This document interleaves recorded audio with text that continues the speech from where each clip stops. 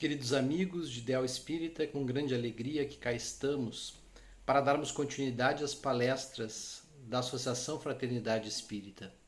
Quando abrimos o Evangelho no capítulo 17, encontramos o item referente ao homem de bem. E lá consta que o verdadeiro homem de bem é aquele que pratica a lei de justiça, de amor e de caridade. Há dentro da literatura espírita um caso narrado numa obra psicografada por Chico Xavier, ditada pelo espírito Hilário Silva, chamada A Vida Escreve, em que nos é apresentada a história de Saturnino Pereira. O autor espiritual nos diz que Saturnino Pereira havia nascido e crescido dentro de um lar espírita, havia incorporado no seu modo de ser os princípios, os valores morais transmitidos pela doutrina espírita e, em decorrência disso, era um sujeito que praticava o bem. Aonde ele chegasse, sempre tinha uma palavra amiga. Aonde alguém estivesse triste, desamparado, era aquele que levava o consolo, o afeto, o abraço amigo. Era, como diz o autor espiritual, um sol nos ambientes em que chegava, pela amorosidade que irradiava aos seus semelhantes. E assim também era visto no trabalho, como o amigo de todos, aquele sempre disposto a ajudar, aquele sempre solícito a se empenhar em favor dos seus semelhantes. No entanto, em determinado momento, no ambiente de trabalho, os colegas percebem que a mão de Saturnino estava sangrando. Ele havia sofrido um acidente. E as colegas prontamente juntam alguns panos para enrolar a mão que estava machucada. E o chefe de trabalho, percebendo aquele contexto de acidente, prontamente coloca o funcionário no carro e o leva a um hospital. No hospital, os médicos que atendem Saturnino dizem que era necessário que ele passasse por um procedimento cirúrgico. E neste procedimento cirúrgico se constata que o ferimento era um ferimento grave e que se fazia necessário, naquele momento, a amputação do dedo polegar da mão direita, isto é, do dedo polegar justamente da mão boa de Saturnino. Os colegas de trabalho, quando ficam sabendo do procedimento cirúrgico nele aplicado, se enchem de solidariedade e resolvem se cotizar para ajudá-lo naquele momento de dificuldade. No entanto, alguns comentários foram feitos no ambiente de trabalho. Uma senhora dizia: "Tenho visto tantos criminosos praticarem seus crimes e não serem presos, tantos aviões caírem ao solo com pessoas más que não se machucam. E justo Saturnino, amigo de todos, está sujeito a este infausto acontecimento, a este triste acontecimento." Uma outra colega de trabalho dizia: "De que adianta uma vida toda voltada à religiosidade, a ajudar o próximo, se ele, assim como nós, está sujeito a um acontecimento tão triste?" Então, no ambiente de trabalho, haviam esses comentários, embora também presente a solidariedade, o carinho, o afeto, o desejo de ajudar. Saturnino passa por aquele procedimento cirúrgico, regressa ao seu lar, entra num processo de recuperação e assim que ele se recupera, ele regressa ao ambiente de trabalho para agradecer os préstimos prestados pelos seus colegas, a ajuda que haviam lhe dado naquele momento, e regressa também com a sua esposa à casa espírita que frequentava. Nesta casa ele participava de um grupo mediúnico. E ele regressa ao trabalho, naturalmente, bastante acabrunhado, bastante entristecido, porque ninguém, em sã consciência, gostaria de perder o dedo, um dos dedos da mão, especialmente o dedo polegar da mão boa. No entanto, no final do trabalho, daquela reunião mediúnica, Macário, o dirigente das tarefas, transmite uma mensagem a Saturnino, dizendo que era normal que ele estivesse triste, mas que ele não deveria se entristecer. E explica a ele então que na encarnação anterior ele havia sido dono de um engenho aqui no Brasil e que havia dado uma ordem a um capataz. Este capataz, porque estava doente, não cumpriu esta ordem. E Saturnino, naquela vida passada, ficou bastante contrariado, bastante irritado com o capataz. E, em decorrência disso, pegou o braço do capataz e botou na máquina de engenho. E o capataz perdeu o braço. Saturnino desencarna e, voltando à erraticidade, fazendo o balanço sobre a sua jornada na matéria, contrai um profundo sentimento de remorso, um profundo sentimento de culpa, porque se dá conta do mal que havia causado aquele seu funcionário na vida passada. E fica preso naquela imagem nefasta do rapaz perdendo o braço na máquina de engenho, do sangue se misturando ao caldo da cana-de-açúcar. Em decorrência disso, é auxiliado pela espiritualidade maior, reflete sobre seus atos aprofundadamente e ele mesmo profere uma sentença contra si próprio no plano espiritual. E essa sentença era a seguinte: ele mesmo se propôs a perder o melhor braço na vida seguinte para reparar aquela falta, aquela situação do pretérito.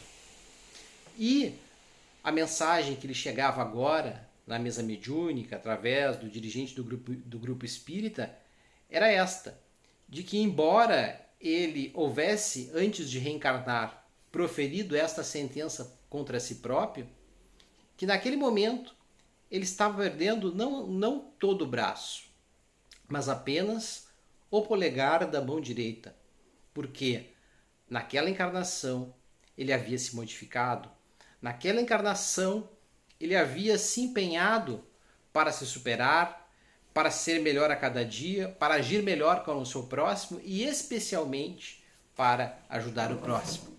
E em decorrência das suas boas ações, da sua mudança interior, da sua atitude do bem, que naquele momento ele perdia apenas o polegar da mão direita e não todo o braço, como ele havia planejado antes de reencarnar no plano espiritual. Quando nós nos deparamos com a história de Saturnino, nós percebemos que não raras vezes na nossa jornada aqui na matéria, nós nos sujeitamos a acontecimentos muito tristes, acontecimentos muito diversos, ou então estes acontecimentos se sucedem com alguém muito próximo de nós. Isso nos entristece. Em algumas vezes nos provoca até um sentimento de injustiça, como se fôssemos injustiçados. Não raras vezes também olhamos para o nosso semelhante, para o vizinho, para o colega de trabalho e achamos que eles são mais sortudos, que eles são mais afortunados, que eles não têm problemas e nos sentimos então injustiçados. É interessante que nós tenhamos em conta que todos nós que estamos encarnados no planeta de provas e expiações passamos por momentos de dificuldade, passamos por momentos dolorosos, por momentos aflitivos.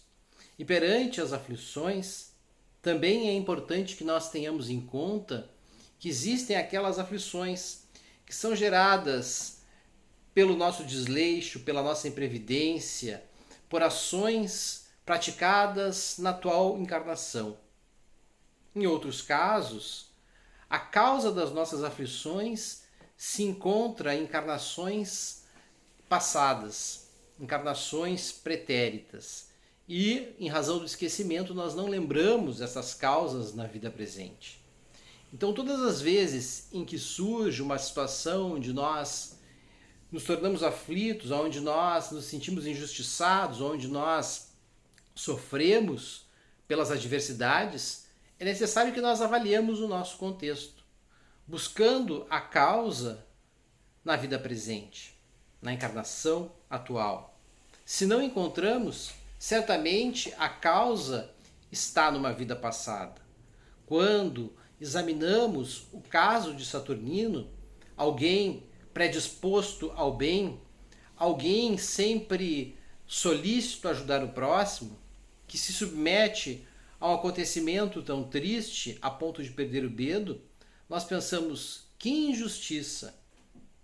Mas não nos damos conta que o nosso conceito de justiça, em razão de estarmos encarnados, ele é limitado à nossa percepção em relação à vida presente. Não nos damos conta que desconhecemos os fatos, muitas vezes equivocados, muitas vezes maldosos, que praticamos contra o nosso semelhante em vidas passadas. Diante disso, é importante que nós tenhamos em conta que existe a justiça dos homens e a justiça divina. A justiça dos homens nos diz que justo é aquele comportamento que vai se adaptar às leis que visam promover uma vida pacífica em sociedade. E notemos, o direito humano, a justiça humana é falho, porque nós somos falhos. A justiça humana evolui à medida que os povos vão evoluindo e que os ordenamentos jurídicos dos povos vão se aprimorando. Assim, quando nós olhamos para o passado e verificamos que no passado a regra de justiça era a lei de talião, olho por olho, dente por dente, nós olhamos para esta lei e acreditamos que esta lei é uma lei bárbara, primitiva, selvagem, não cabe mais nos dias atuais. Mas, para os povos que viviam muito lá atrás, este era o conceito de justiça. Então, a partir do momento em que o homem vai progredindo moralmente, o seu conceito de justiça vai se ampliando. Todavia, se faz necessário nós destacarmos que existe uma justiça maior, que é a justiça divina. E nenhum ato fica impune perante as leis de Deus. Toda falta que nós praticamos contra o nosso semelhante, em algum momento teremos que reparar. E muitas vezes, então, não temos essa percepção de que a causa daquela ação nociva que nós sofremos no hoje está justamente em encarnações pretéritas.